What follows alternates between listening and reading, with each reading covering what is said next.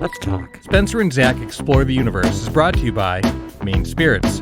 Learn more about the delicious spirits they bring into the great state of Maine and what you can make with them at mainspirits.com, on Instagram at Maine_spirits, or download their app for your smartphone. Stay tuned at the end of the show for Happy Hour. Spencer and Zach Explore the Universe is also brought to you by Bull Moose, now open for safe distance shopping. Get all of your music, movies, gaming, books, and pop culture needs at Bull Moose, with dozens of locations peppered throughout Maine and New Hampshire, or shop from home at bullmoose.com. Also by State Theatre, Portland, Maine. Though State Theatre is closed for concerts at present, they are still working to bring you the best music entertainment in the comfort and safety of your home. Visit statetheatre.com for more information, show schedules, and merchandise. And by the Maine Music Alliance, a Maine-based nonprofit dedicated to the preservation of Maine's independent music venues. Learn more and donate at mainmusicalliance.org. And by Sun Tiki Studios, a top-notch rehearsal and performance space on Forest Avenue in Portland. Though closed for concerts for the time being, Sun Tiki Studios is open for safe distance rehearsals. Learn more and book time at suntikistudios.com. Nice. We fucked up. Yeah, we did. We're idiots. Just such a gross oversight. Oh, good. There's my neighbor's mowing his lawn. Awesome. Yeah, good timing. That helps. Well, we're such a high budget production. I'm just going to go ahead and not even try to EQ that out.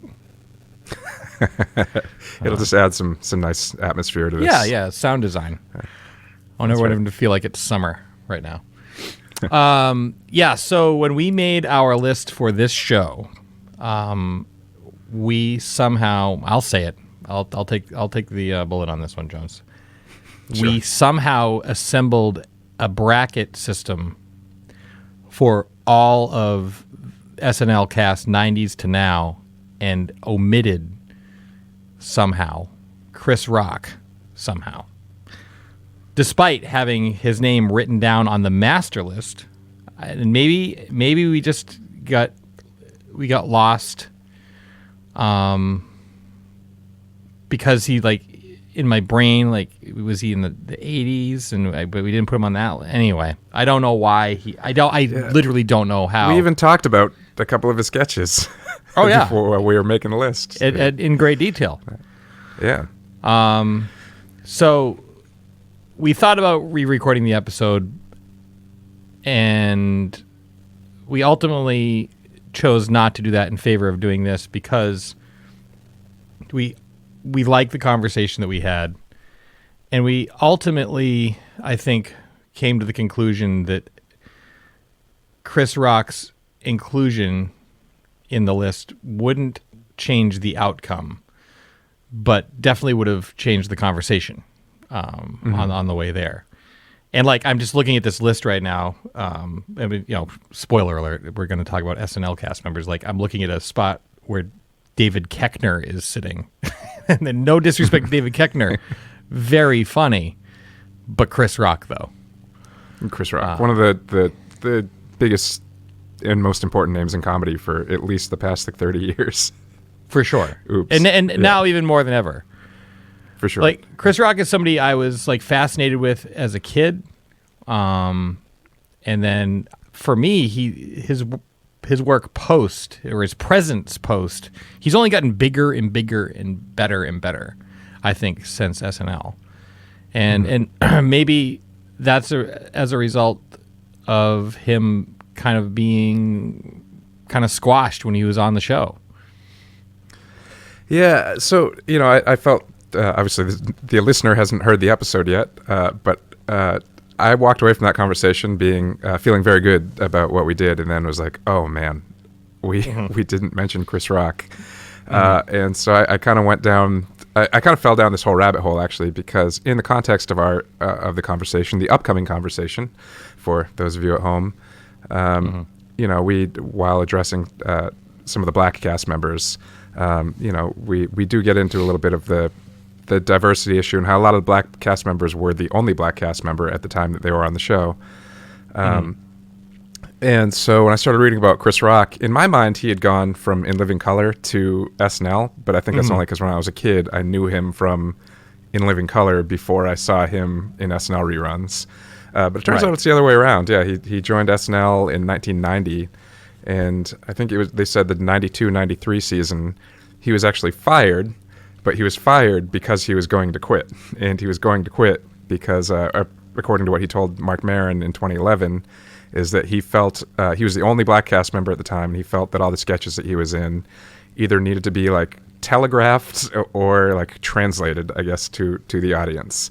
And it was the same thing, as I said, like later in the episode, we will get into that, like all the black actors seemed to be cast in exclusively black roles. And yeah, so he went to In Living Color, and unfortunately the show didn't last for very long after that. I think it was canceled that same season, so he was only in a handful of episodes. But yeah, that's where, in my mind, is where Chris Rock started to establish himself as, and again, it's maybe because I just saw In Living Color first, but I think that is where his kind of signature brand of humor started to appear first. Yeah, because now that I think about him on the show, I mean, I very distinctly remember him because he was part of the cast during like my era, and I remember him being introduced. And I remember him, like, it almost felt like sometimes that he didn't fit in the show. Not that I was like, oh, I don't think he fits in the show, but just because, like, I don't know, like, knowing what we know now, it kind of makes sense because he was like, his hands were tied, like, as far as like how much, how freely he could move about the cabin, so to speak. But that said, like, I mean, I just can't believe we omitted him because he's, it's akin to like, leaving out, I don't know, like Kate McKinnon. Like, you wouldn't leave out Kate McKinnon either. Yeah, and then, like, one of my takeaways from the first episode, which if hopefully you've listened to that before you're listening to this, was that, like from the original cast, Garrett Morris was the only black cast member, and there were there were 3 female cast members initially, Lorraine Newman, Jane Curtin, and Gilda.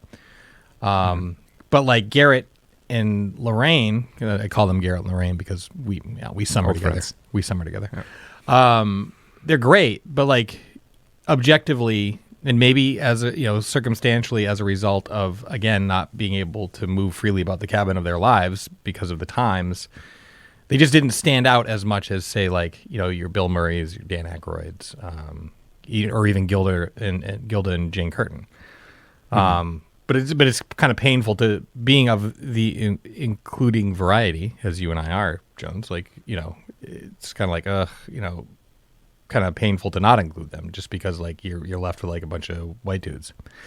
But one thing I did notice with this upcoming list that you're about to hear is that there's no shortage of marquee name, straight up funny, legendary women. But still, with this list, it's like racial diversity is it's a little hard to come by.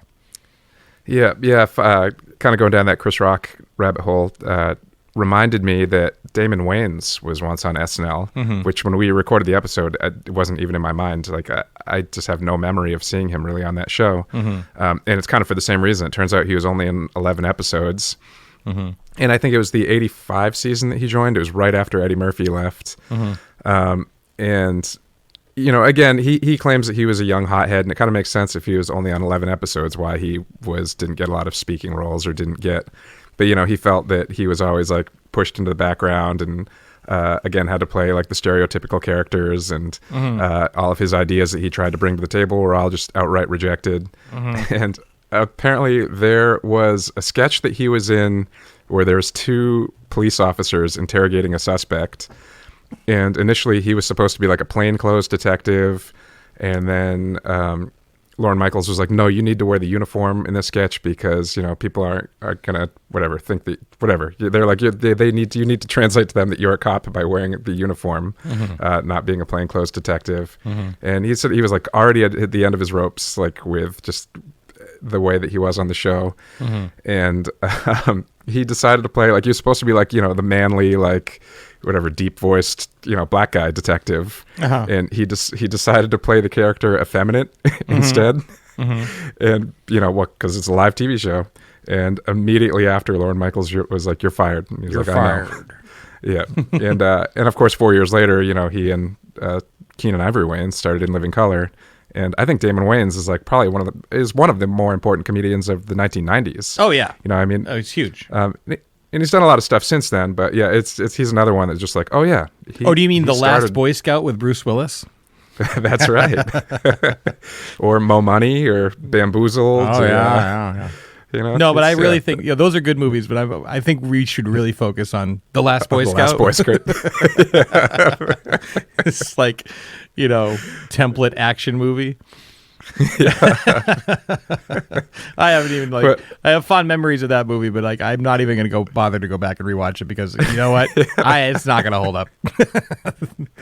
I mean, I guess we have a whole episode to get into, so I don't want to dwell too much longer. But I did read more recently Jay Farrow, who is another Black SNL cast member, was in fact fantastic impressionist.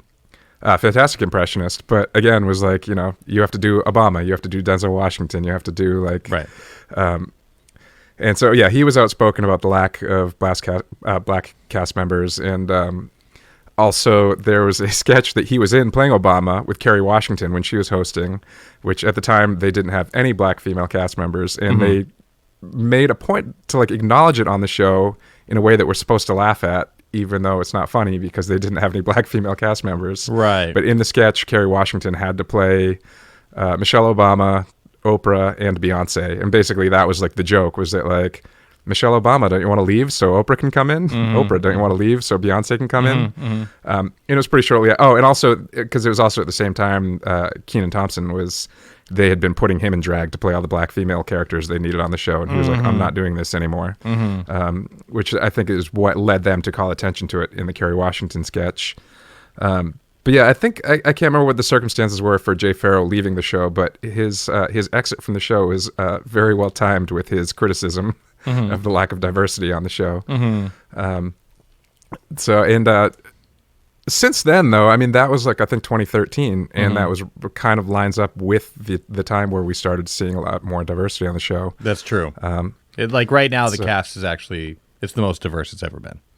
Yeah, and and if you're asking well, if Jay Farrow did Denzel and all this, how's that different from Phil Hartman doing, Bill Clinton or Reagan or whatever, everybody on the show does an impression of somebody, but it's yes, but Well, I think the difference is Phil Hartman could be cast in a sketch where he's shopping at the Gap or something. And he's that's exactly where I was going. The angry customer or something like that. It's your Jay Farrow didn't get that opportunity. It was if you're in a sketch or impersonating Obama, you don't get to just be the guy who has a mishap at a store or something. Well, right, yeah, Dana Carvey got to be Bush or Perot, but he also had the opportunity to do the church lady and Hans and Franz and other characters, develop separate characters.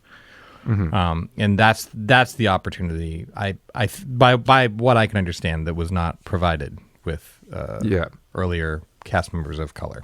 And women. Yeah, and that seems very apparent in the case of Damon Wayans, because he did say, he was young and hot-headed and, maybe he was being impatient about, waiting for his opportunity at the show.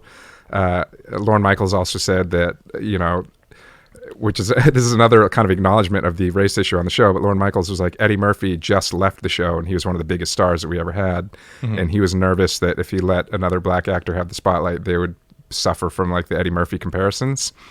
Oh, interesting.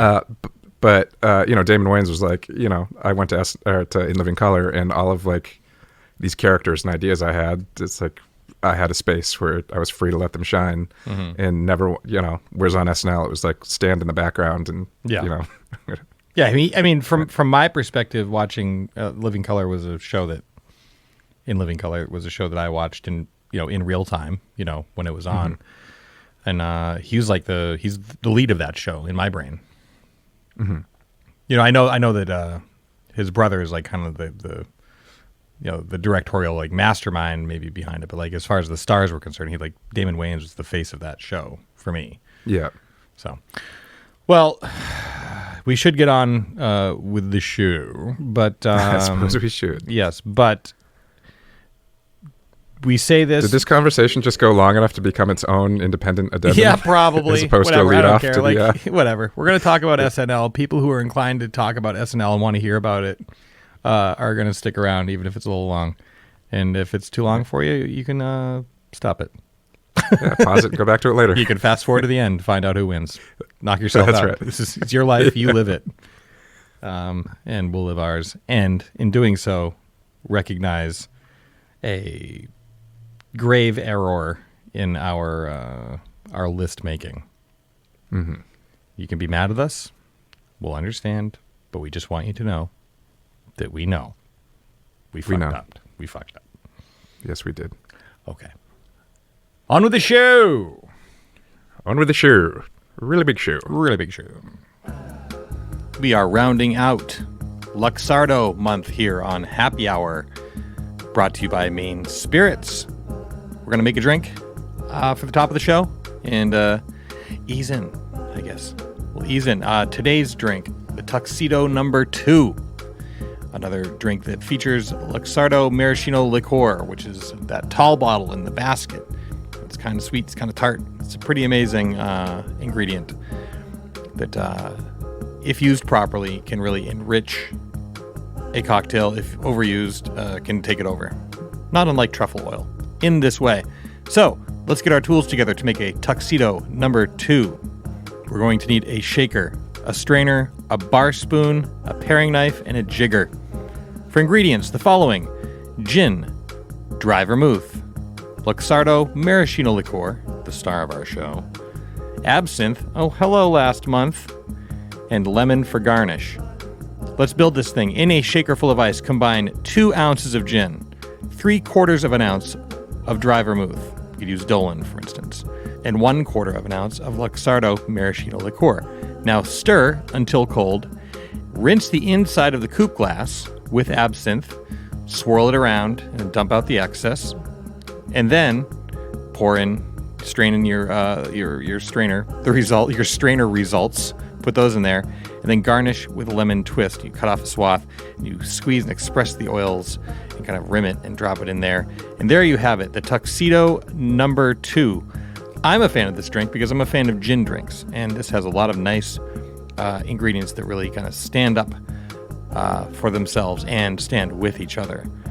You can find out more about this drink and other drinks by visiting mainspirits.com, downloading their app for your smartphone, or following them on Instagram at main_spirits. And as always, please drink deliciously and responsibly.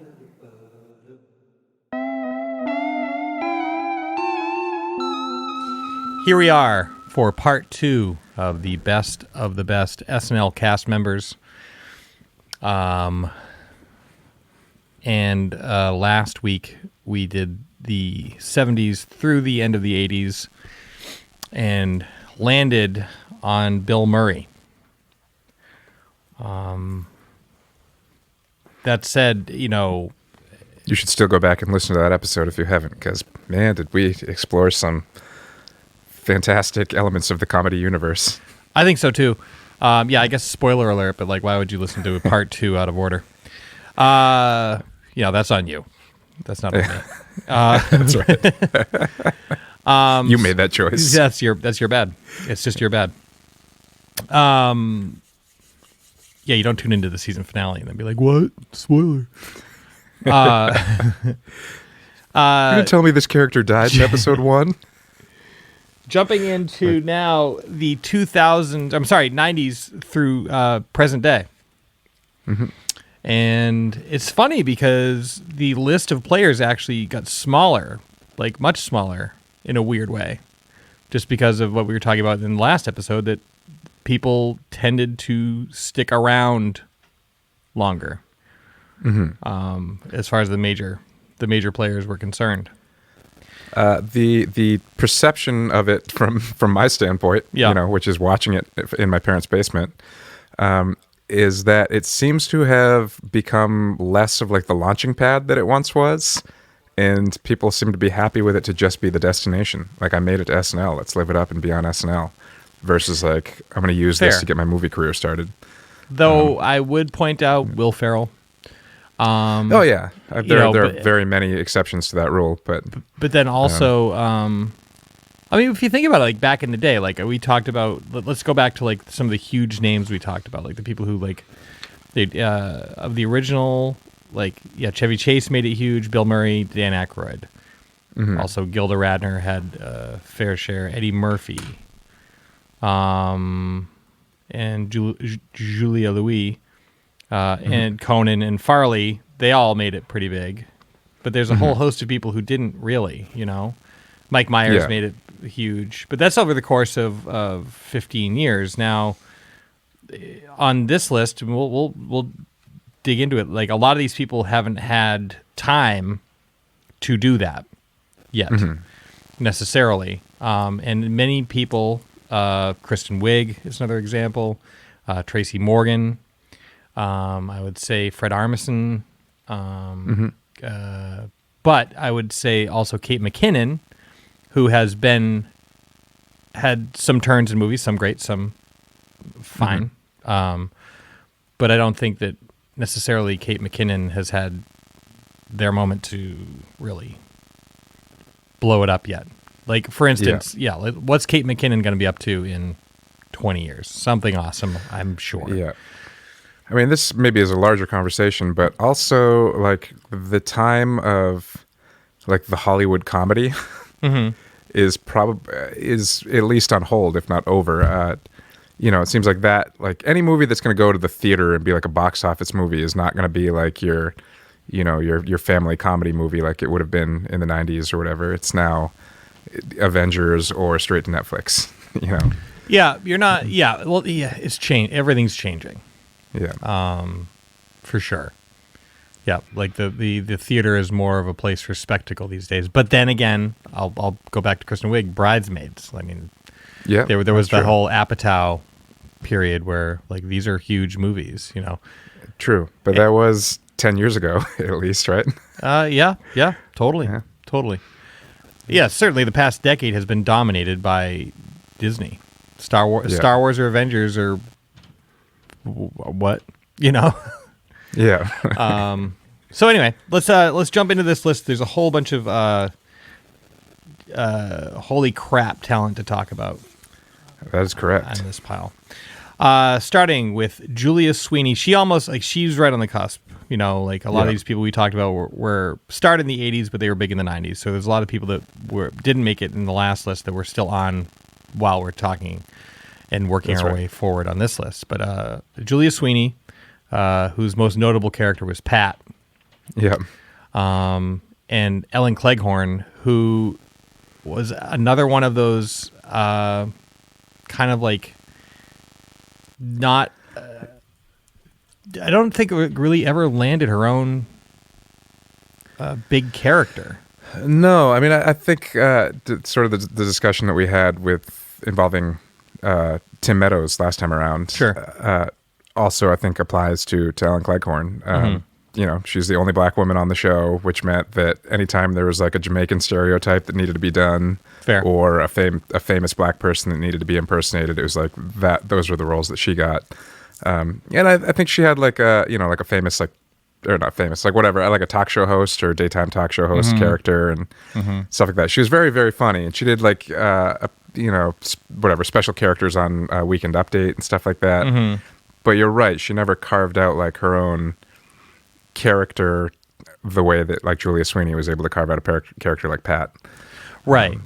Yeah. But my memory, like, because at this point I'm watching this show as a very young person. I was not necessarily thinking about it in terms that like we just discussed, or you just discussed. But like my takeaway of Ellen Cleghorn was like, I just liked her when she was on. She was always funny. She was always like, could really. She was a very good, for lack of a better term, very good straight man, so to speak. Yeah. Right. She really like sold that, like the incredulous, like what the fuck is going on, character. Yeah.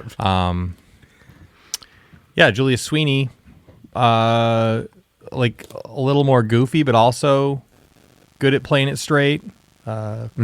a decent little dramatic turn over in Pulp Fiction. That's right. Yeah. I would say just out of like impact, I might have to lean towards Sweeney on this one. Yeah, I'm with you on that. I don't even want to get into the discussion of whether or not a character like Pat would be to whatever scene if that was new. Yeah, I couldn't really start to unpack that, but I would probably say somebody can do that on their podcast. Yeah. I mean, it's a gender ambiguous person, and that's kind of the punchline, isn't it? Yeah, that's the punchline. It's all the jokes are at the expense of, is this a boy or a girl? Yeah, I think we can just very quickly say it doesn't fly. Yeah. The movie certainly didn't fly. That was a piece of shit. No, it did not. No, that's like actually one of the first biggest SNL failures. And right around the same time, actually, we talked about Al Franken in the last episode, and he did a Stuart Smalley movie around the same time, which I think was also a huge failure.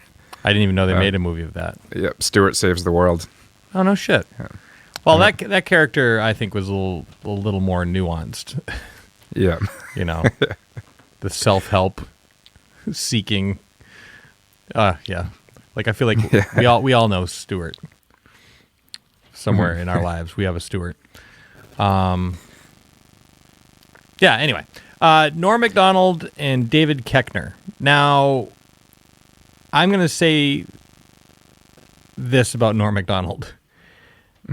There are periods of time and certain things that Norm does where I'm like, this guy is a fucking genius.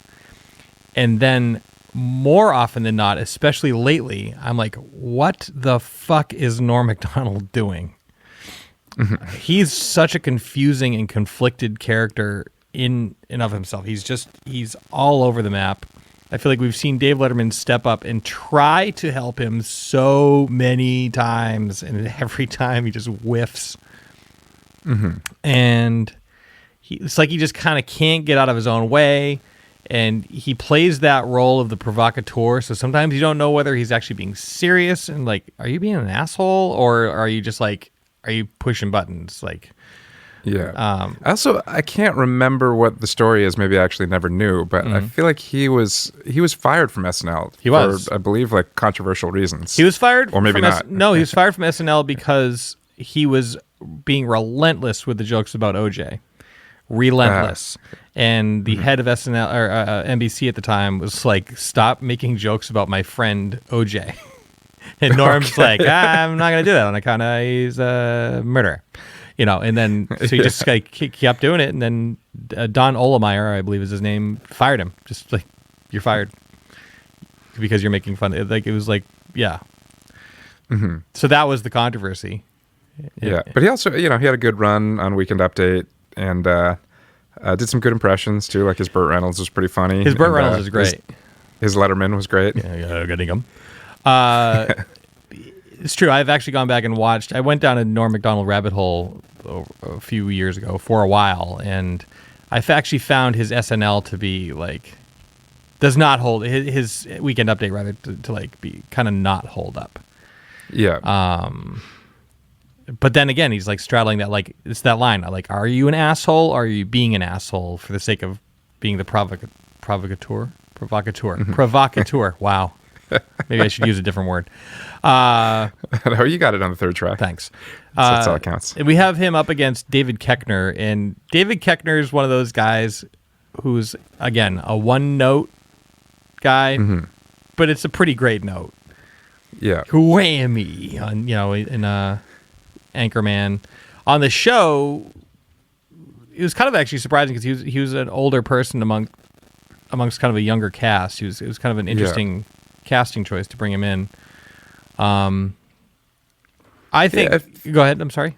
Oh, I was just gonna say, I don't like have a lot of like SNL associations with David Koechner. Like when I think of him in Anchorman and stuff like that. And as you said, he was like the older guy and sort of a younger cast at the time too. Yeah. Seemed like maybe they couldn't find spots to slot him in. Right. I think was he in the Bill Brasky sketch? Is that the one? He Bill might have been in Brasky. there, and he was all. I mean, yeah. Actually, I was just going to say he was in The Office. He had a really good turn in The Office. Yeah, most of David Koechner's work that I remember is post SNL. Anyway, I'm personally going to give it to Norm in this context.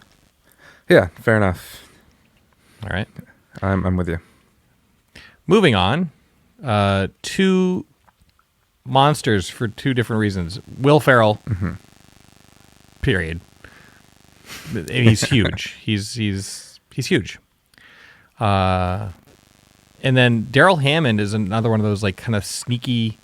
He was almost like the Phil Hartman replacement in a way. Yeah. Did a great Bill Clinton. He was Connery on Celebrity Jeopardy. I would be willing to wager. I would say that Daryl Hammond is probably the best impressionist that SNL has ever had. Like as far as like not doing like, I mean, there's caricature to his impressions, but most of the time it's like an honest. He captures the nuances of who he's impersonating. Um, Oh yeah, and he's better than anybody else. He also because like you take Dana Carvey, he does like a great George Bush, but he does a caricature of George Bush that's much more exaggerated. Like not gonna die. Like that's never Yeah. But Daryl Hammond is like a little more on the nose. Yeah, and actually that's why he lost his job of doing Trump on SNL. Is apparently he captured like apprentice Trump like perfectly.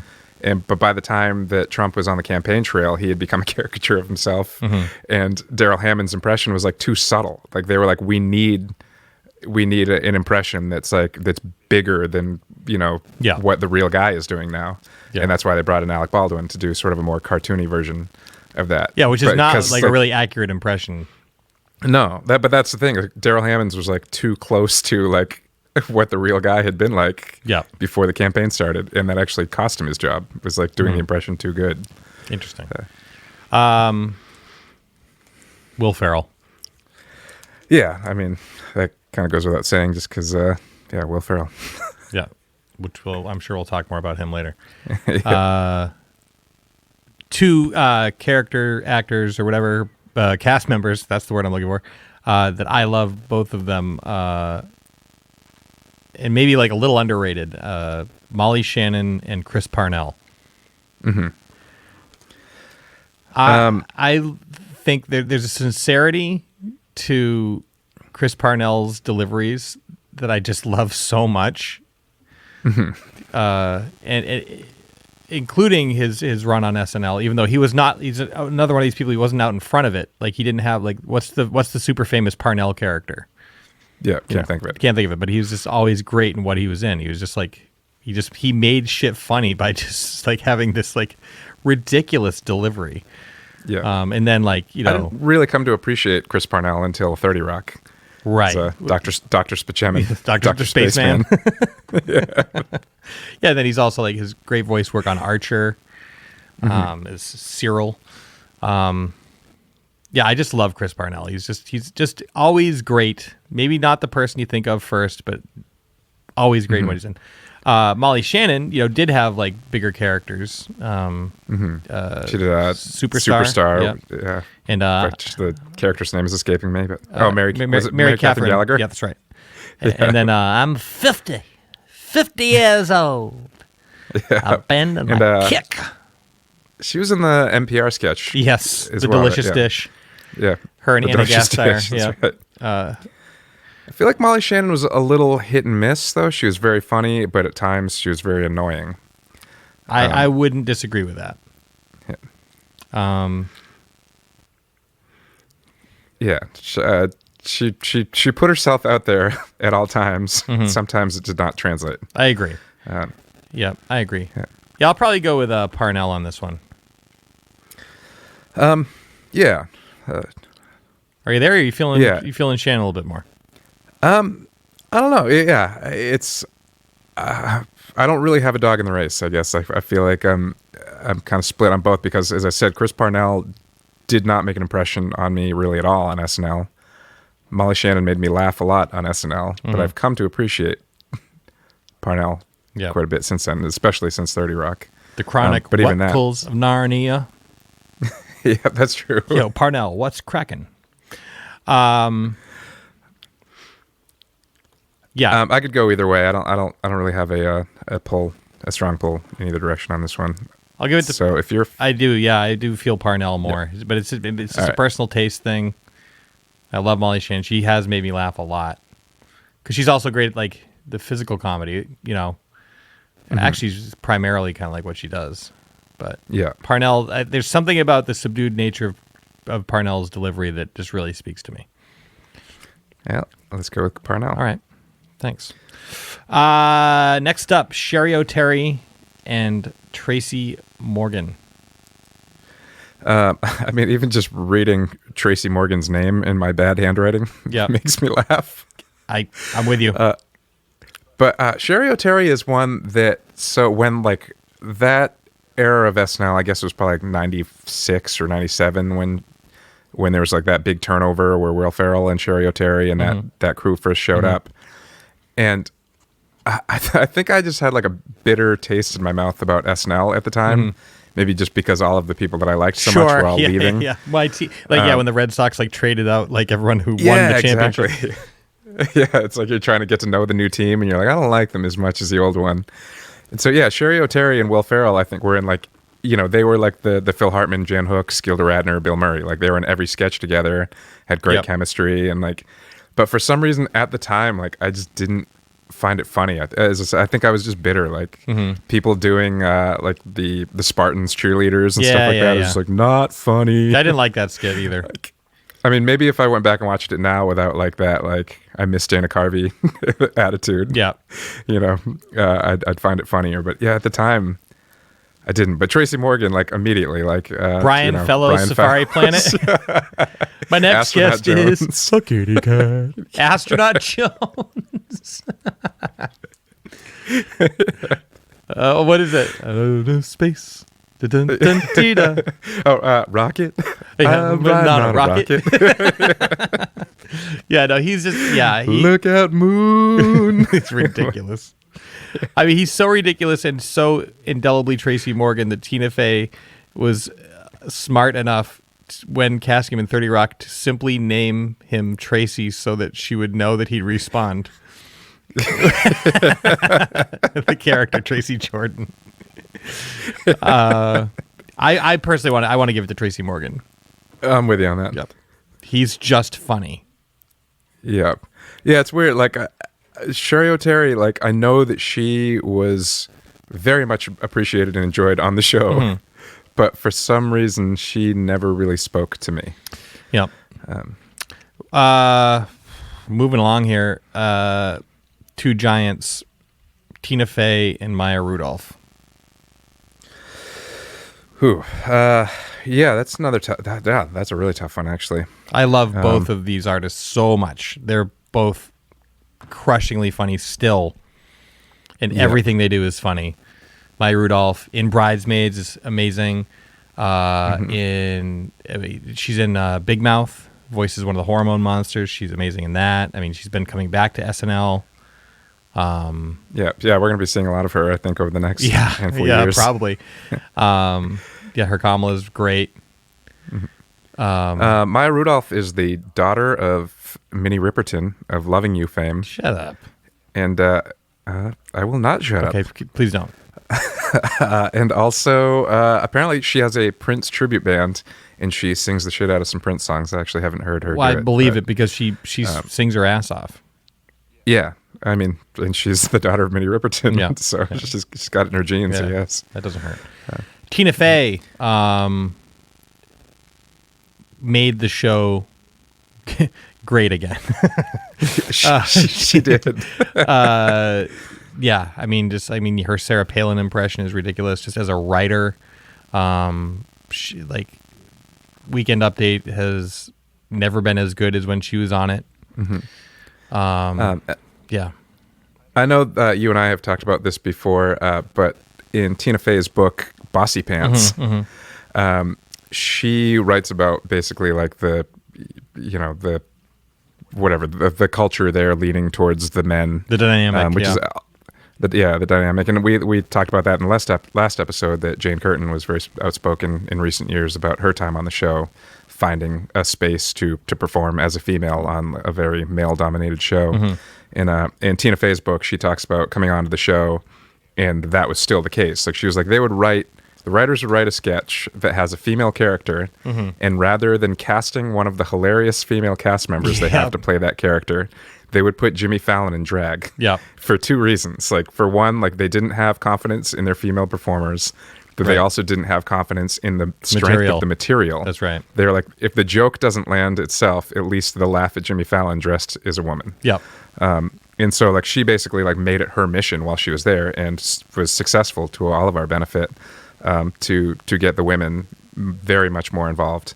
And you can see that transformation happen over the time that she was there and carry on to this day. So Tina Fey is to comedy as Steve Spielberg, I think, is to movie making. Like, just transformative, no misses, really, you know. She's awesome. I mean, she's just she's I don't know, like, I everything she does is just great.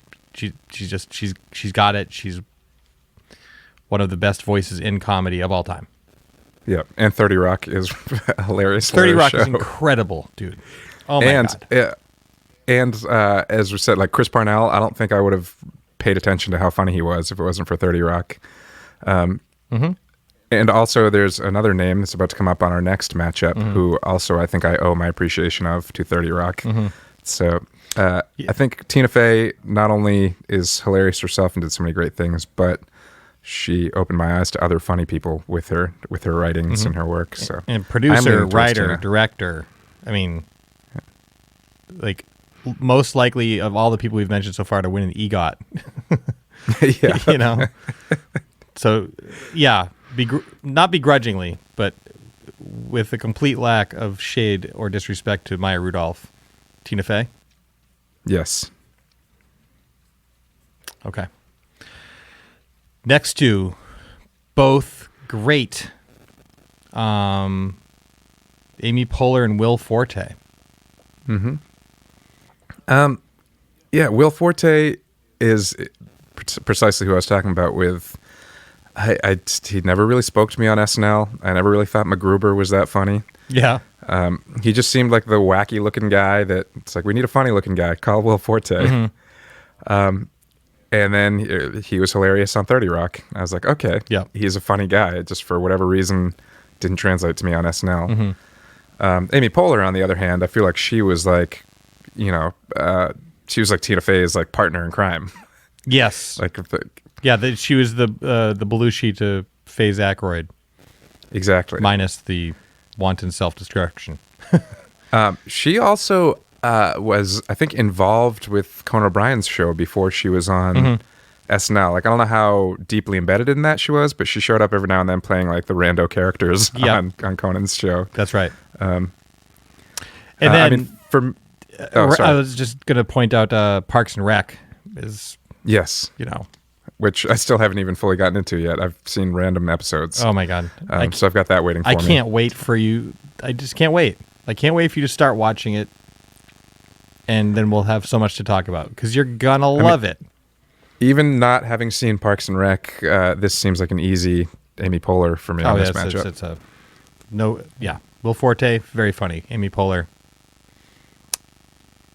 better.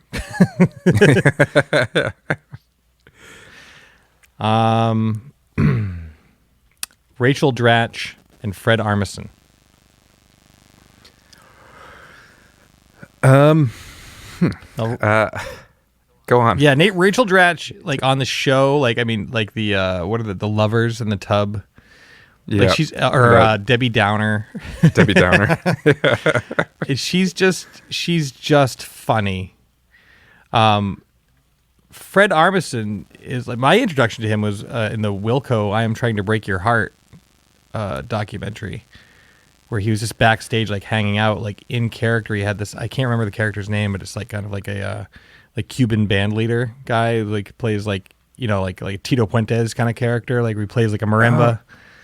I forgot about It's that. kind of like I haven't seen that movie since. he'll deliver a line and then put his elbows on the timbales and be like, "Ah, Dios mío," and just look at the camera. But like Fred Armisen is like a mad genius. Mm-hmm. Portlandia is ridiculous. I mean, his Obama was very good. Mm-hmm. That bit he has with Kristen Wiig where they make it up on the spot as like the singing couple, like they come in like as a singing duo and like, oh, we have a new song, and you can tell they're just making it up together. Yeah. I don't know, like the Californians. I think, and then also like a documentary now in the post world, which will bring up another person in the next bracket. Rachel Dratch is still funny, and she still pops up, and it's still got it. Like, she showed back up on SNL recently as Amy Klobuchar. That's right. And was very funny in the role. Oh yeah, she crushes. Like, she has not lost her edge. But I just feel like Fred Armisen is like so, just overall creative, and his creative output is huge. He's definitely more well-rounded and has a lot of hilarious stuff out there. And he's also a musician. That's right. I believe he was a drummer by nature. That's right. But he also, the Blue Jean Committee episode of Documentary Now is like one of my favorite things ever. Unbelievable. It's perfect. It's perfect. Yeah. Going to the movies. A barstool intellectual. Want to give it to Fred on this one? Yes, I do. All right, jumping the pond over to the other side of the bracket. Jumping the pond over to more Americans. That's right. I think Americans. Bill Hader and Kristen Wiig. I hate this matchup because I love both of them so much. Mm-hmm. I tend to lean toward Kristen Wiig on this one. Same I feel here. like she was, when she first showed up on SNL, I think one of the first skits I saw was like it was like a Pony Express. It was Virginia Horson's Pony Express, and I was going to bring that up. Right. And based on that alone, Virginia Horson's Pony Express. Yeah. That was the first thing I ever saw her in, and it made me laugh so hard. And then pretty much everything I've seen her in since also makes me laugh so hard. And I think she has shown the potential to have some dramatic chops as well. She wrote and directed a film and starred in it. I believe she wrote it. No, she is... Yeah. She's magical. But then again, like, so is Bill Hader. Like, he's like... Mm-hmm. He's a great impressionist, and but also like... like Stefan, like, is a great character. What's that newscaster? Oh my, the guy, like, the worse the story gets, the more into it he gets. He did Vincent Price's holiday specials. Yes. Those are all great. And then his work post. I mean, he's heavily involved in South Park. He's often a writing contributor there. Barry is a great show. I don't know if you've seen that on HBO. I've heard it's great. I have not watched it great. yet. He's directing a lot of those. Like he's mm-hmm. And he's also part of like the Blue and documentary now. Documentary now. Yeah. He's so talented, and I think that like we're going to see some amazing things out of him. But still, Kristen Wiig. I think whenever she decides to make her next thing, we're in for a treat. Yeah, I agree. There's something about her that just speaks to me.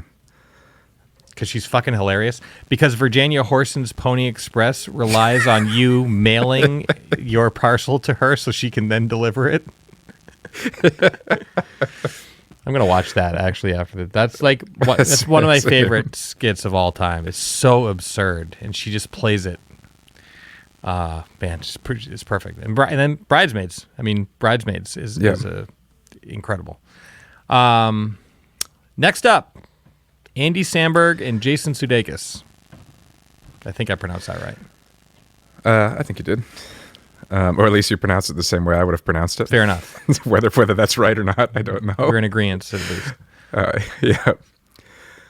I mean, I had kind of tuned out on SNL a little bit at one point, and I feel like Andy Samberg like demanded my attention, like all of the Lonely Island stuff and like the digital shorts that they were doing. Even if I wasn't watching full episodes of the show, you would have to see whatever the digital short was to get the joke that everybody else was saying around you. I feel like Jason Sudeikis played some like funny side characters on it. Yeah. But Andy Samberg, I think, really sort of like used his space on that show to do something special. He created the space on the show. Exactly. Yeah, I'd give it to Samberg too. Jason Sudeikis, totally solid, reliable. I'd almost say Rachel Dratch, like just solid and great. Rachel Dratch is probably a little more funny, but yeah, Samberg is special. Yeah, and also that was it Brooklyn Nine-Nine, the cop show that he's on. Yeah, Brooklyn Nine-Nine. I watched a bunch of that. It's pretty funny. Yeah, no, he's great. The digital shorts alone were. I don't know why, but I feel like a tick in a box. Yeah, exactly. Enough said. Next up, we're getting. It's just funny how quickly it gets modern, because a lot of these people are still here. Kate McKinnon and Beck Bennett. I think Kate McKinnon is like the best thing to happen to SNL in a long time. And I was actually shocked when you told me recently that she's been on the show for 10 years. Like she still seems so fresh to me that I would have thought it's only been like 5 years. Yeah. Beck Bennett is a totally solid cast member. I feel like he's very utilitarian. He's like, pretty decent actor. He kind of, he has his own kind of like comic bent too, which is cool because he and Kyle Mooney write together. They actually arrived on the show as a package. But Kate McKinnon. Yeah. I do. I've only seen Kate McKinnon outside of SNL a couple times. She has like a very like, she has like that Dana Carvey like over the top like caricatureness to her impressions. Yeah. And I think it's the only like film role I've seen her in is the one with Yesterday, the one with the Beatles songs when they're like. Oh, I never saw that. She plays like the sleazy manager. Interesting. But she plays it not like a dramatic character, but like an SNL character. Gotcha. And it doesn't really like. I mean, that movie unfortunately is a letdown all around. Yeah, I didn't bother. But even her performance in it is like a little bit of a letdown because I feel like she's so good at doing these hilarious characters and stuff like that. I kind of wanted to see her ground a character a little bit and play it more real. But she still just played it like an SNL character. So I do worry about like, I don't know, what she might have to offer outside of the context of SNL. She just needs to find her director. That's probably it. She's so talented. She's so good. She's so funny. She was in the Ghostbusters reboot, which I feel like right. that was like that. All those characters, all those actors were underutilized in that movie. Yeah, and that was also just Paul Feig being like, I don't know, make it up on the spot. Yeah, that'd be funny. Which is like when I saw that he was attached, I'm like, this is gonna crush. Look at this cast. Look at him. I'm like, what? Yeah. Who knows what went on behind the scenes? Another one of life's pleasures ruined by meddling bureaucracy, ladies and gentlemen. Kate McKinnon was also in that movie about Fox News behind the scenes sexism shit. Oh, yes. I also didn't see it, but I wanted to. I can't remember. I wanted to. I didn't. Once I saw that Kate McKinnon was in it, I wanted to see it. But even the clips of her in the preview were like, just like presence. You know what I mean? Yeah. If you want to see Kate McKinnon like out of the element at SNL and really get a feel for her, I can't recommend her episode of Comedians in Cars Getting Coffee enough. Oh, nice. It's just so like, she's captivating. It's like, what is going on with this person? Her energy's nuts. Moving. Yeah, she definitely Sorry, go ahead. Oh, sorry. I was just. I will allow you to move on. Thank you. I was just gonna say she continues to like capture my attention. Like even though, as I said, I'm waiting for that thing outside of SNL to like really translate for me. She's like somebody I'm like, oh, Kate McKinnon's involved. I should at least check it out and see what she's up to. Yeah, 100%. And I'll continue to do so, even if like the next 5 projects are not right. She'll hit it eventually. Agreed. Because she's also, I think that she's complex. She's not like she's not an easy. You know what I mean? You have to make something for her. Mm-hmm. You know what I mean? It's not like like Phil Hartman. You can plug and done, right? Yeah. But that's another reason like why he wasn't really out in front of anything. Kate McKinnon has this energy where it's like, is this thing gonna fucking fall off the rails? Like, what is happening? I guess actually, I said I was going to allow you to move on, but I lied because I'm going to talk about Kate McKinnon. I didn't even allow myself to move on.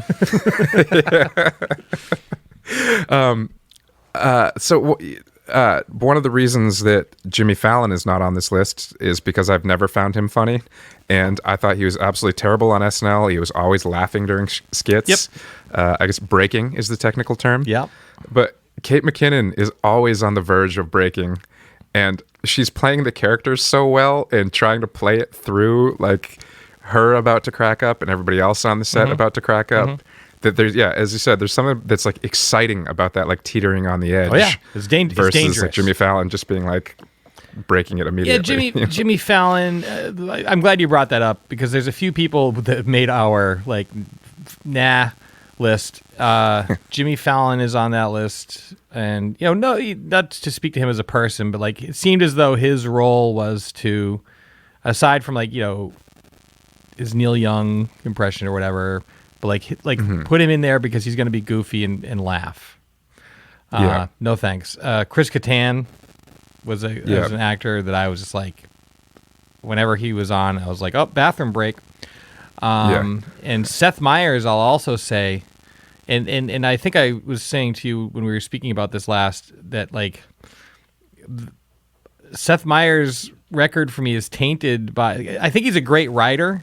And I think his role as a writer was great, but like now that I've seen him so much on late night, I just like bombshell allegations. Bombshell allegations. Like just stop it. You know what I mean? Like stop trying to be the news. Yeah, I was gonna say I think he's stuck in one part of the news. Yeah.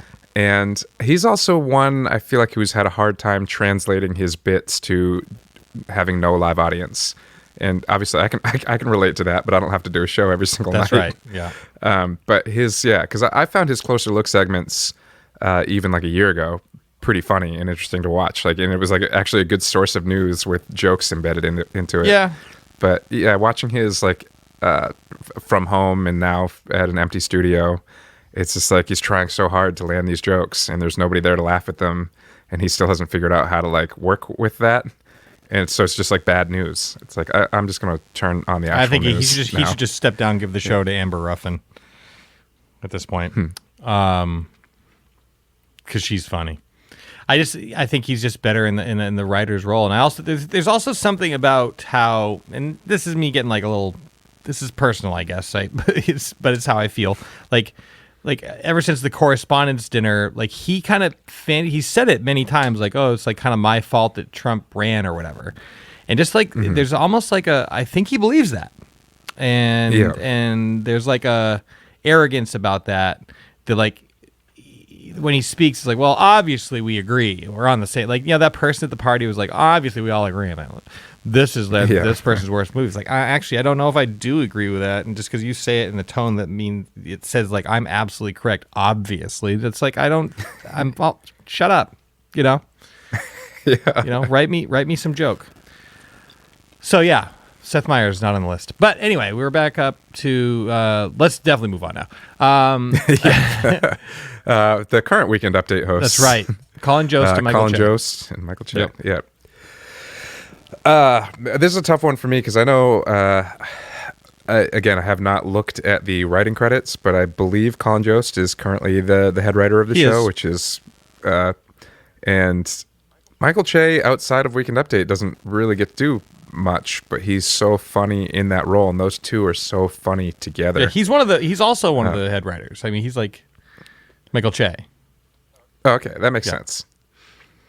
I don't even know, like, where to, like, one of my favorite segments of the current show is when they write jokes for each Oh my other to God. deliver, and Michael Che always just writes the most uncomfortable jokes for He's just Colin Jost. always to calling deliver. Colin a racist. Yeah. You know, I know which way to go on this one, and it's just based on my gut. I think Michael Che is fucking hilarious, and I love that he's not afraid to drop a whatever joke, and then look at the crowd who go like, "Ooh," be like, "Whatever." Yeah, Whatever. exactly. It's like whatever. Like, get over it. You know. I've watched some interviews with him on the Daily Show and stuff, and he's always, really funny and really just like not afraid to just say whatever he wants and be like, "Oh, that's how I feel.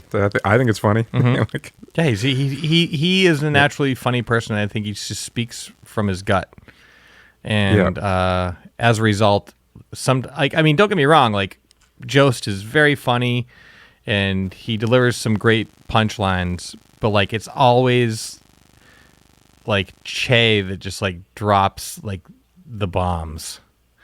yeah, And for me, that's. And even if that's Jost being a great writer and setting his co-star up with great material, or them working together to do that, like, it's successful. And then also, like, Che's stand-up specials on Netflix is great. I just like, I don't know. I give it to Che just because he speaks to me more. I'm absolutely fine with that. Great. Che it is. Moving on. We have 4 more brackets left. Kyle Mooney and Cicely Strong, both of the newer cast. Kyle's more of the writer vibe, but he also does have some skits, like Baby Yoda. Is incredible. And he does these really weird oddball skits that like totally work sometimes, and sometimes they don't, and sometimes they both work and don't work. I know that you are not a big fan of Leslie Jones, but Kyle Mooney and Leslie Jones used to have a bit where they were like falling in love backstage, and that was always really funny. Yeah. Yeah, Leslie, and we'll get to Leslie Jones later. Cicely Strong is like a solid, to me, like, she's kind of like Beck Bennett. She's like a solid cast member, but to me, there's no one thing in particular that I'm like, that's an amazing thing that she does. I can definitely see that argument. I mean, she gets a lot more screen time than Kyle Mooney. I think Kyle Mooney is one of the underutilized players right now, but maybe if he's writing more, he's okay with that. Yeah, I think that's kind of the vibe. And I know Cecily Strong started out doing Weekend Update with Seth Meyers. That's right. And then she was like, "No, I want to be in more skits." And then, but I feel like she shines in those. Like, she does, like, when she does her Janine Pirro. Oh, or she however you crushes say that. Like, she does absolutely crush that. Yeah, I think she's got a lot of those like really funny characters, like the how was it, the incredulous Hulk or something like that? The one where Idris Elba turns into an angry white woman when he gets mad, and he turns into Cecily Strong asking to speak to the manager. Like, I find that stuff so funny. I mean, I would be.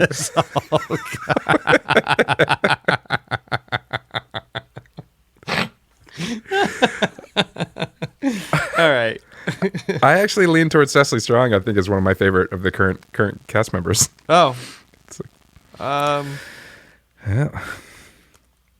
yeah, I mean, that's fine. I mean, fair enough. I don't think she's 100% my cup of tea, but I'm not going to deny her talent. She can sing. She's strong. I mean, she's like probably the best actor. You know what I mean? In the cast, she's like well-rounded. She can really just like, I don't know, hold it down. But there's something about Kyle Mooney's quirkiness that it really speaks to me. Like, there's a recent skit where they're celebrating the 25th anniversary of Nintendo by like having people share memories. And basically, like, this one guy, one person's like, do, and they cut to him like, I remember I was 5 and I went to the store and, all this stuff. And they cut to Kyle Mooney and whoever, Mickey, I think was with a Mikey, whatever his name is. And basically just Mikey Day, but he won't, like, his memory of, like, Kyle Mooney's like, I love Mario. It's like the best in the world, and Mikey Day's like, and then remember you were riding home from buying it to the store and you like on your BMX and you hit a bump and like popped your testicles. And then Kyle Mooney's playing up like, you're crazy, where do you get this stuff? But like the whole shit, like they will not stop focusing on like this poor guy's like popping testicles. He's just like doing anything he can, like wicked shy, like get the attention. We're like, well, stop talking about that. There's something about the way he delivers that I don't know, I love him. I'm gonna call for a coin flip on this one. I'm with you on that. Fair. The magical Zach Jones leaning nickel is in my hand. Heads it's Kyle, tails it's Cecily. Oh, it's Kyle. Oh my God, I won one. All right. Congratulations. Like my third win. That also just reminded me of, I think I saw Kyle Mooney on YouTube doing like guy on the street videos before he was on SNL. And I feel like there was an SNL sketch where he was like just a rock and roll dude out on the street interviewing people about how rock and roll is the best music. Yep. You know, and he was like, and of course, like everybody said opposite things, and he'd be like, yeah, but rock and roll, right? You know, like just, that awkward delivery of a guy who's like, why are you not saying the thing that I want you to say? Yeah. He holds that space really well. He like reminds me of a friend of mine or something. Maybe that's why I like Kyle Mooney, because he feels like my friend. Next bracket, Melissa Villasenor and Chris Redd. This is a tough one. They're both very funny, and Agreed. I feel like both a little bit underutilized on the show. I feel like both kind of coming into their own. That's true. I mean, the thing is, like underutilized, like you have to you have your star players in any given situation, the ratings grabbers, and at this point, your star players are Kate McKinnon, are Keenan, are Cecily. Actually, Cecily's not on the show anymore, is she? I don't know actually, because I haven't seen her this season. Yeah, but I thought she was. Let's still just on say, it. like in the seasons that she is on, right? Like we have your strong players; they're out front, they get all the gigs, and then the younger people come in, they kind of have to fight for their, like, just like when Mike Myers came in, he didn't do Wayne's World out of the gate. That's true. But I think I feel like they misuse Melissa Villasenor. Like she has like a wholesomeness to her delivery that I love. Like I follow her on Instagram. Yep, same. And she's great. And actually, Instagram's kind of where I found out how funny she was. Right. And because I've been seeing her on SNL for all these years and been like, I like her, but I don't really know, And then it's like, oh, she's hilarious. Like, but I would say pound for pound, Chris. They both get right around the same amount of screen time, and maybe it's just the writing or the casting or whatever it is. But pound for pound, Chris Redd makes me laugh more on the show. Definitely, he. The screen time that he gets, he makes more of it. Yeah. Or makes more of an impact on the show. All right. Chris Redd it is? Yeah. 80 Bryant, these are two of our super mainstays. I mean, no more mainstay than Kenan Thompson up against... Is he the longest running cast member? Longest, yeah. He's 17 years. And 80 Bryant... they have both made me laugh a lot. And that Kenan has been on the show for so long doesn't mean nothing. But in a weird way, he, to me, feels like a one-note song. He holds a funny space, but it's like the game show host. It's like, although, dude, Black Jeopardy... with Tom Hanks is like one of the best. It's like one of the best things that's ever happened on television ever. It's perfect. And a lot of that has to do with Kenan, like keeping it going. Like he kind of keeps it going in a weird way. He's like the backbone of any sketch that he's in. He just has a calmness. He doesn't overdo it at anything. He doesn't underdo it. He's just kind of like, He's been on it long enough that he's had characters that aren't on it anymore. Yeah. You know what I mean? Like, What's Up With That was a recurring sketch for a long time that they don't do anymore. Yep. His Steve Harvey's really good. Yeah. Oh, Yeah. But then you have A.D. Bryant, who's just like, She's very oh funny my God. too. She gets me. I Not feel like as a A.D. person, Bryant, she's gonna like get me. Like, I just when I talk Like with you hang out. 80, like she gets me. it's like I don't even have to say it, and she already knows what I'm thinking. Like, hive mind. She, A.D. Bryant, I feel like she works really well, especially with Kate McKinnon. Like when the two of them are on screen together, it's absolutely hilarious. I don't know. Maybe she doesn't grab me as much. Like, I don't know, because I'm mostly laughing when she's on screen, so I don't know. But the same can be said for Keenan, and Keenan. I guess like when like all that in the Keenan and Kel show was happening and stuff like that, I was sort of in that. Had just gotten a little bit too old for Nickelodeon, but still found that stuff hilarious.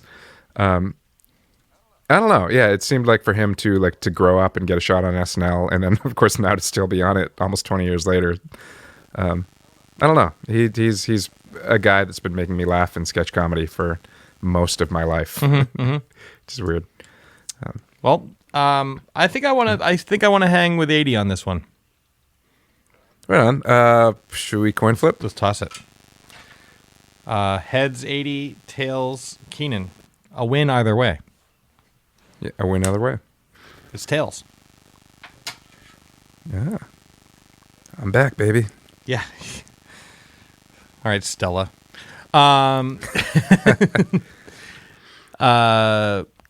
Last bracket. Chloe Feynman, who's a newer member, but really kind of, I don't know, creating space, taking space, and just like crushing it, doing a great job with their. And she actually really shined during the quarantine episodes. Like she did a really great job, and maybe it was just like situational because she had the space because of where she was living or whatever. But like her skits were really great. Yeah. Well, she's another one like Melissa Villaseñor, who I found out that she was funny by watching her Instagram page. Because she appeared a lot as like a background character in SNL sketches like pre-pandemic. But then all of a sudden, like when we're all sitting at home at quarantine, she's producing these hilarious videos on her Instagram. And I was like, oh, she's so funny. And then when they started doing the quarantine episodes of SNL, it seemed like it was just simple for her to translate that from. She'd already been doing it. So she was like, had a leg up on everybody else. And now since they've been back, I think she's getting a lot more space on the show. But yeah, she's one that definitely found room, I think, because of the limitations of due to COVID-19. Yep. We have her up against Leslie Jones, which you did bring up earlier. Sometimes Leslie is like exactly the right person for any given skit, but I find more often than not, like she's almost like in a Fallon kind of way, just like boofs her delivery on stuff sometimes, and I don't know. I found myself oftentimes being like, she's wicked fun, and I wanted there to be more fun. I wanted to want to react to it more, but I found that I didn't. Yeah.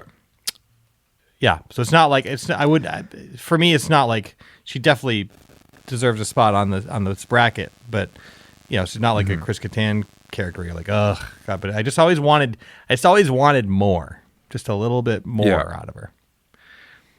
Yeah, she found spaces here and there, and I think she had a pretty long run on the show too. Yeah, right? she's 5-6 years anyway. Yeah, but you're right. I feel like she never broke through, and for some reason I wanted her to be funnier than she was, and every now and then she reached that. Yeah, but not consistently. Yeah, that whole just when they'd have her on Weekend Update, and she would just like straight up objectify Colin, and just like embarrass the shit out of him. Like you could tell, like actually in real time. That was some of my favorite shit. Like that's where she shines. You know what I mean? Because she's being herself. But I think when you put her in a situation where she's like having to be like a character actor, it just didn't translate often. So I would give it to Chloe Feynman on this one. Same. I think the best is still yet to come with Chloe Feynman as well. Like she's somebody who's just going to keep getting better and better. Brand new. Yeah, if we say she's brand new, rising star, but she's probably been like at it for like 15 years. Yeah, exactly. So I started when I was 5. Out of nowhere. Brand new. You're Brand new. Go brand new yourself. All right, well, let's take a little breaky poo and come back and lock this thing down. Right on. Hello, Zach Jones here with your Bull Moose Minute, and available right now at Bull Moose on hardcover book, a brand new memoir from beloved actor and activist Michael J. Fox, No Time Like the Future, An Optimist Considers Mortality. The entire world knows Michael J. Fox as Marty McFly, the teenage sidekick of Doc Brown in Back to the Future, as Alex P. Keaton in Family Ties, as Mike Flaherty in Spin City, and through numerous other movie roles and guest appearances on shows such as The Good Wife and Curb Your Enthusiasm. He has also hosted SNL and was in that hilarious elevator sketch with Kevin Nealon, where Kevin Nealon recognizes him and then just starts singing Huey Lewis's Back in Time. Funny stuff. Diagnosed at age 29, Michael is equally engaged in Parkinson's advocacy work, raising global awareness of the disease and helping find a cure through the Michael J. Fox Foundation for Parkinson's Research, the world's leading nonprofit funder of PD science. In No Time Like the Future, An Optimist Considers Mortality, Michael shares personal stories and observations about illness and health, aging, the strength of family and friends, and how our perceptions about time affect the way we approach mortality. Thoughtful and moving, but with Fox's trademark sense of humor, his book provides a vehicle for reflection about our lives, our loves, and our losses. That is No Time Like the Future, An Optimist Considers Mortality by Michael J. Fox, available right now at Bull Moose. Go to bullmoose.com or find a Bull Moose location near you and pick up this book. Bull Moose have all of your music, movie, video game, and trinket needs. Again, you can find them at bullmoose.com. You can find them at Bull Moose Stores on Instagram. You can find them on Facebook. Go to Bull Moose. Get the things you need. This is Zach Jones. This has been your Bull Moose Minute.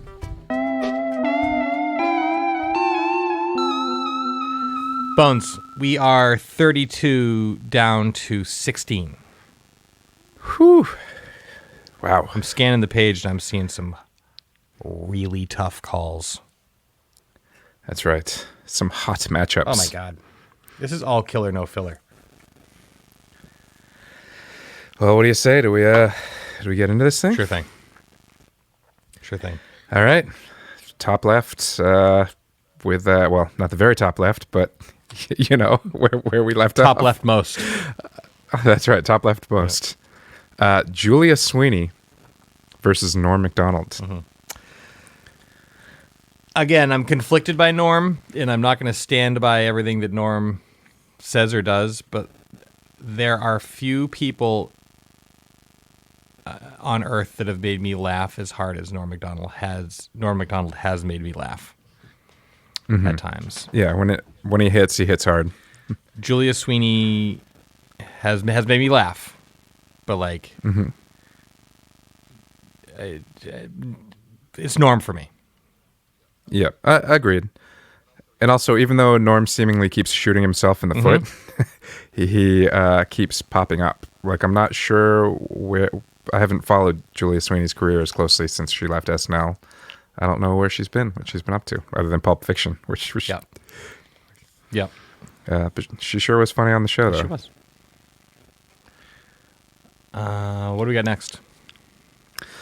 We have Will Ferrell versus Chris Parnell. All right, so I'm just going to write down Will Ferrell. Yeah, agreed.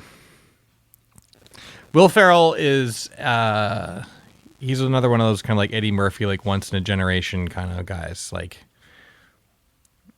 he has like Sandler, he has that boisterous ridiculousness, but like there's so much more to it. Did you just hear my dog? Yeah, I'm not exactly sure what he's trying to clear out of his throat, but it was gross. I hope he got it. I hope he did too. Still with us, bud? He can hold space in a very singular way. Like Kate McKinnon is like so good at like just riding that line between like it's coming off the rails. No, it's not. And he'll just like coldly like look at people and just say ridiculous things. And just, I love like blooper reels of him just sending people into, laughter because of like, just the like I don't know how he does it. Like he's one of those people. Like how could you direct a comedy film with him in it? Like it's just like it's just so funny. And obviously like not everything has been, they haven't stuck the landing, or he hasn't stuck the landing on everything, but that which he does stick the landing on, Step Brothers, Anchorman. I mean, creating Funny or Die with Adam McKay as writing partner. Yeah, he's a legend. He's like, yeah. And I think I had mentioned earlier that like when that cast transition happens, when he came up and stuff, like I was suspicious of the new cast, or just not ready to fully accept. Yeah. And it was like, this guy's Dad's just funny, new though. wife. Like, yeah, exactly. Yeah, I felt like Will Ferrell was the guy being like, it's okay, come on in. Right. Like we're still going to make this a good place for you. You're going to enjoy it. Yeah. I mean, countless incredible SNL skits. His audition tape is great too. His George W. Bush. Oh yeah. I mean, which he did, I think, a whole one-man show on Broadway with. Strategery. Yeah, Will Ferrell. Now, our next bracket, I'll just start by saying I love Tracy Morgan. Whenever he's on, I'm watching. And whenever I'm watching, I'm usually laughing because he is funny. That said, I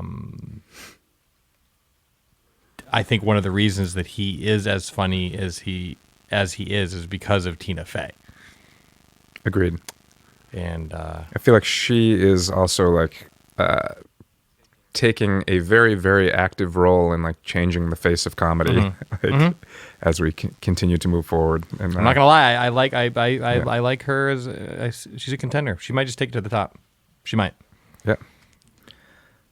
Tina Fey. Is. Yeah, most of the hilarious bits that Tracy Morgan has been involved with, I'm sure Tina Fey. Oh yeah. Was probably the whatever, writing the bits. Yeah, for sure. And then also just like saving space for him to be himself, which is funny. Like, so when you see him on Conan, he's just being ridiculous. It's like nonsense. You know?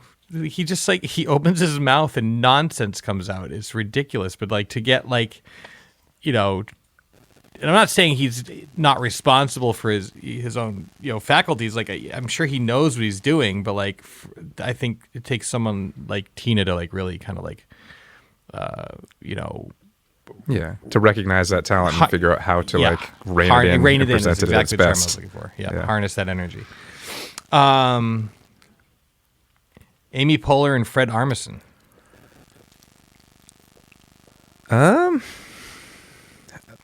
That is a tough one. I feel like I could go either way on it, but for some reason my gut is pulling toward Amy Poehler. I'm going with Poehler too, because as much respect as I have for Fred Armisen, I do find a lot of his stuff is just too challenging for me to watch. Like I can't stare into the sun for that long. And he's obviously like much more strong than I am, and that's fine. Like, cause he can just like hold out a joke, and it's just like, oh God, stop it, just stop making it. Like a lot of the Portlandia stuff is like so insufferable for me. But Poehler, on the show, oh man, so many skits, like the Singing Sisters, me all by myself. I know that's not her, that's Christian, but like still like. I don't know. She's versatile, but then like Leslie Knope, which I know you can't speak to, and you don't. I don't need to convince you of Amy Poehler, but like if you're already feeling this way about Amy Poehler and you haven't watched Parks and Rec, yeah, then I'm gonna love it. You're gonna love it. Imagine if I watch it and I'm like, we need to go back and redo that. I don't find her funny at all anymore. I don't. It's that's an impossible scenario. Good. I'm glad to hear it. Like there are also a number of other things that I know will never come out of your mouth. You voted for who? Just kidding. What the fuck? Do you want to move on to the next bracket? Yeah. What do you got? Wait, so we are on the other side now, across the pond, as you said earlier. And we have Kristen Wiig versus Andy Samberg. Love Andy Samberg. Super creative, incredible energy, super smart, created the digital shorts. Kristen Wiig by a long shot for this guy. I'm with you. Yeah, she's just, she's magic.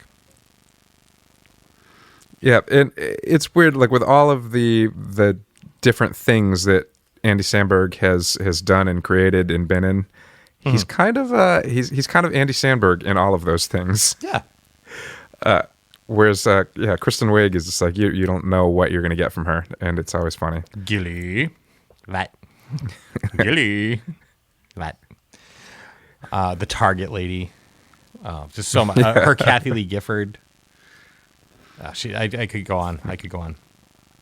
I swoon. She's just one of my favorite actors. Somebody's crushing over there. Kristen Wiig is the shit. Yeah. I just think that she's one of my favorite people in Hollywood, period. Kate McKinnon, Michael Che. Another tough one, but also, I believe I said earlier that I think Kate McKinnon is one of the greatest things to happen to SNL in a long time. I'm with you. So,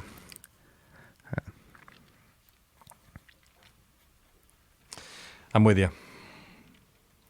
Excellent. Happy to have you here with me. Nice to be here. Thanks for having me. What's next?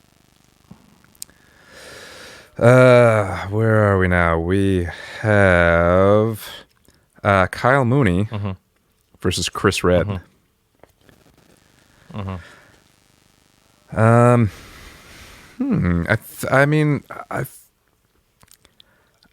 feel like I'm leaning toward Chris Redd. Just again, I mean, he gets more. Neither of them really get a lot of screen time. Chris Redd gets a little bit more, and seems to make an impact every time he's on screen. I'm going to stick with Kyle Mooney because I feel like his time on SNL, I think he's going to continue to grow maybe in this role, if I had to guess, in his role in the show. But I wonder what he's got up his sleeve next. I feel like with Kyle Mooney, we're going to find out what he's got up his sleeve after he leaves SNL. Right, which is true for a lot of these people that we've talked about. Yeah, but I feel like, Chris Redd is somebody who is like, I guess like everybody first starting out was kind of relegated to the background, and he's slowly moving his way forwed. And I find the term relegated to be a bit heavy-handed in this. He's new. Yeah. That's like saying like I started working at a place and I was relegated to and they didn't let me be the manager. Exactly, but he is working his way forward. He's working his way forward. And I feel like, I without looking at how long either of them have been on the show, it seems like it's probably been pretty much the same window of time. I think Kyle's been on like a little bit longer, like maybe to the tune of 1 or 2 years, but not like Keenan. Like Kyle Mooney might be running into the same issue that when I was talking about Bob Odenkirk last time, where like for some reason just his jokes or his style is not translating to this format. But he's obviously very funny and is going to do great things with his funniness. But just based on what we've been given so far, I lean toward Chris Redd. Fair. I'm going to stick with Kyle, and we'll come over here to the nickel of freedom. What? Heads, it's Kyle. Tails, it's Chris. It's Chris Redd. All right. Woohoo! I'm starting to get suspicious of your coin tossing, and I'm benefiting from it. You shouldn't. No, I've won some good ones. That is true. I mean, it was a look. Yeah, I'm not going to fuck around with a coin toss here. You know what I mean? Like what would be the point? I was say that'd be the dumbest sabotage you could do. Why? Why cheat? For what's the award that I get? Still in quarantine? Great. Now we have Keenan and Chloe Fineman. This is a tough one because Keenan has been hilarious through pretty much my whole lifetime. But I think we've seen everything that he can do. I think all his tricks are out of the bag. Whereas Chloe Fineman just keeps getting funnier and funnier the more we see of her. And there's all this upside. I support this. So, Yep. yeah. So with that being said, I don't know where to go. Yeah, no, I'm reading that email. Like, let's give it to Chloe. All right. Keenan has had a rich career. He's been in front of the camera like most of his life. You know, he crushes it. He's great. He's solid. He's awesome. He's Keenan. But like, here's somebody. It's, I don't know. You got that kind of that potential. Yeah, I think he is. He's fully matured. It's not like I don't know. You know, it's like if you look at the career of Michael Jackson, it's like you know, as a kid he was great. As a teenager he was better. As an adult he was even better. You know, it's like he kept finding new tricks and new deliveries and new moves and new. We're not seeing that from Keenan right now. It's like this guy's hilarious. He's been funny. He's still funny, but we've seen all his moves.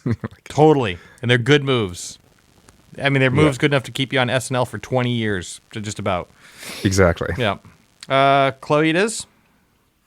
Yeah. I can't wait to call her and tell her that she won. Yeah, it's great. I can't wait to tag her on Instagram. Yeah. Hey, Instagram friend. No, you can't even say that with Instagram. Nope. Person I follow. Yeah. Creepy. A person who won't even see this message. Yeah. It's like she's so new. She probably has like a handler. You know. Let's go back up to the top left. Are you ready, all right. Bones? We're really getting down to it now. I am. We are. We got Norm Macdonald versus Will Ferrell. Now, as much as Norm has made me laugh, and I do love him and I want to love him more and I wish he would get his shit together, like, I got to give it to Will Ferrell. For myself. Will Ferrell continues to make the world laugh. Yes. Norm Macdonald now calls Roseanne Barr on his cell phone and films it.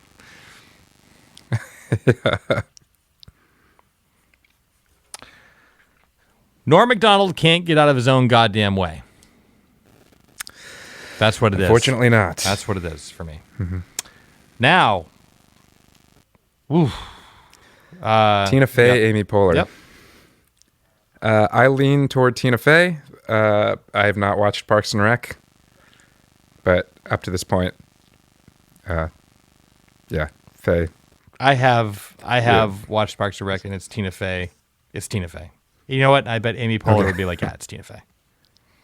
Yeah. I mean, even when they were like partners in crime on SNL, I felt like Amy Poehler was always in support of Tina Fey. You know? Yeah, they're partners in crime. I would like to see Tina Fey be given Dave Letterman's old spot. I could see that. She'd crush. That's assuming that she wants to host a talk show. Wow. Here's a showdown. Yep. Kristen Wiig, Kate McKinnon. Man. This is a tough one because,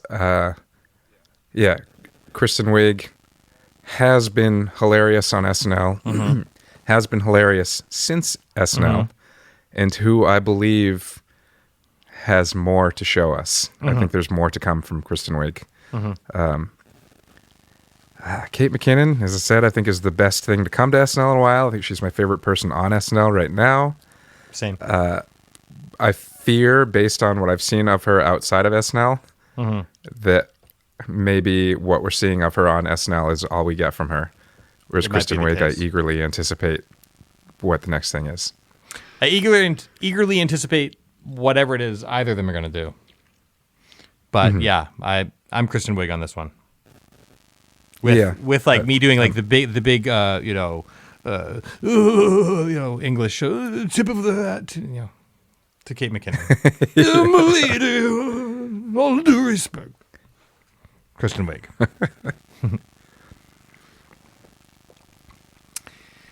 And now we're down to Chris Redd and Chloe Fineman. I'm for Chloe on this one. I think that she's more of a Swiss Army knife. Agreed. And I think that there's so much that she hasn't shown us yet that she's just going to continue to surprise us, get funnier and funnier. Agreed. All right. Well, shit.